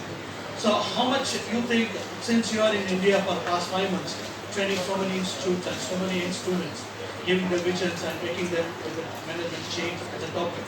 So how do you feel and how do you think your vision and your dreams, you see with this enthusiastic students as well as the people and faculties, how do you see the response when you give the teaching to them and what is the positive outcome? So did everybody hear the question? So my experience in India has been the exact reason why I've come. And here my wife, one of my business partners, when we had to make a decision where we wanted to work, I can share with you, sir, in all sincerity, my number one decision was India because of the willingness of people to change. I think India is a country that really wants to develop. I find Indian people are very open, very receptive, very willing to learn, whereas I find the Western cultures are more, we know everything already. I feel that the Indian culture and students absolutely is why we've made this our second home, is because of our love for India and the people. So I believe India is the next first world power that's busy growing. It's going to be one of the biggest economies in the world. And I'm excited to be a part of that. That's why I said, let me get in front while it's still growing, so that one day I can be a part of it authentically. Because a lot of people are going to jump on the bandwagon when you are a first world power, right? I want to proudly say I was part of it from the beginning already. And it's only because of receptiveness, people such as yourselves and students such as these. So thank you very much. I know you wanted one more thing you wanted to say? I just wanted to answer your question on where does power come from. You can go and look on the Facebook page, Change Creator, SA. So Change Creator, one word, and then SA afterwards. There are a few short snippets there on where power comes from. We are busy updating the website, changecreator.co.za. You can write it down. So within the next month, those presentations will be uploaded. We can also do one thing, because Stanley is going to be back. We can even have more shows like that. We can come to the organization, companies, if required, we can actually do conduct workshop, wherein, the diagnostics tool, which I was speaking about when before it began, can be articulated there, help the organization to grow better, have more productivity, enhance the thinking power, and earn much more and share and care much more. So these things we can do it. When he comes back, we will again get back to sir. Even in the college also we can always continue to do it, take some sessions regularly, sir, provided if there is an opportunity we can come back. And then because you will be the business leaders in the times to come. Yes. Thank you. So I won't be able to accept any more questions for now, but please come afterwards if you have any questions. Just to confirm what Ilani said, Change Creator SA on Facebook. You will learn a lot more of these snippets and things. We're going to add a lot more in the year to come. And on the website, changecreator.co.za. And I'm sure Sir Devi will also leave his details for his website, which will link to it. And if you join with us, we will send you regular updates to help you on all of these concepts to make them stronger. So from my side, sir, to your faculty, to your students, the only reason we took this long, it's not my fault. I'm not taking responsibility. This is your fault, okay? Because you guys just sat and you were so receptive that you absolutely drew it out of me. Sometimes I stand with an audience and I just want to get finished as quickly as I can. I've really, really appreciated all of your attention. Here we go, whoever wants. Oh, okay, there we go. Good catch. And from all of you, from my side, Dhaniwad, and I'll see you all again. Much love from me, and thank you to Sir Devi for arranging it, and to Sir for arranging it, and to my family for coming. We will also share his book, PDF version, Lift Off. Thank you. This talks about goal setting, etc. Yes. This is different from Stephen Covey. Something is quite unique. I'll send it to Sir, and it will come to all of you. Free, right? Okay. Thank you.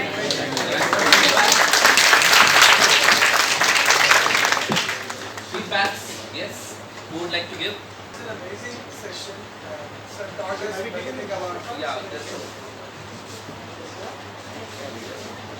You have the email ID in case if you want anything to know more, you can write to me or Stanley. My number is also there. Okay, it was an amazing session. Like the way sir engage all the students together, they build up energy in the student that we are connected with him, and that's really great. That's it.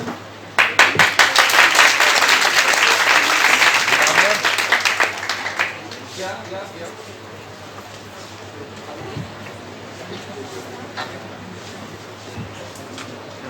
Thank you, sir, for your better concern for us.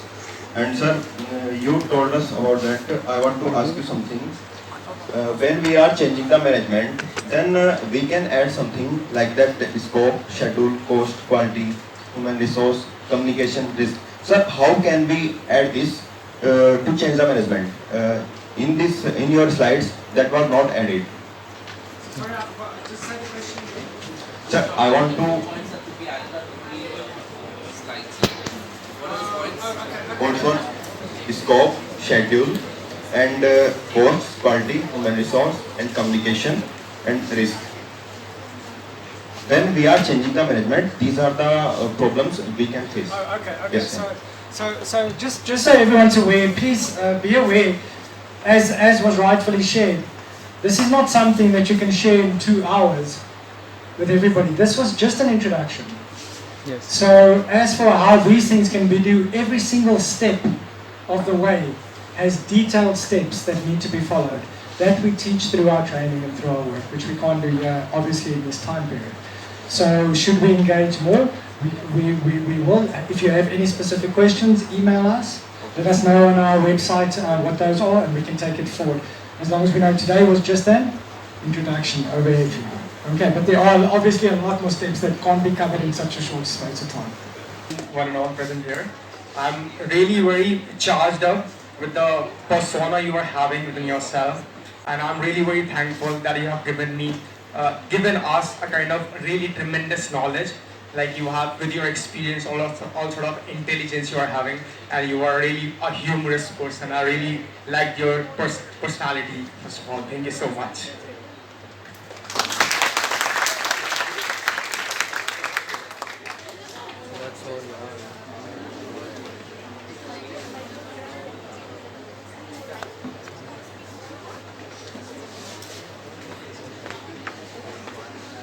Thank you so much, sir, for that energetic and informative session on change management. Firstly, on behalf of MIET Management Association, I request Mr. Kapil Gehlot, Executive Director of MMA, to present a memento of thankfulness and gratitude to Mr. Stanley Beckett. Sir, please, sir. Akash.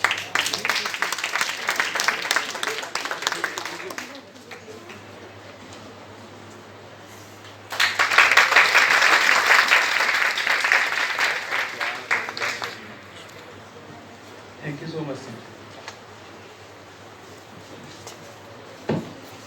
Now, I, Aditi, on behalf of MIT Business School, extend a cordial and heartfelt thanks to our international guest speaker, Mr. Stanley Beckett, CEO of Change Creator, and Mr. Devi Dasan, Director of Carving Talent, for visiting us today amidst their busy schedule and share their impeccable knowledge and experience on change management. Thank you, sir. And I once again, on behalf of MIT Business School and MIET Management Association, thank you for gracing the occasion. Thank you, sir.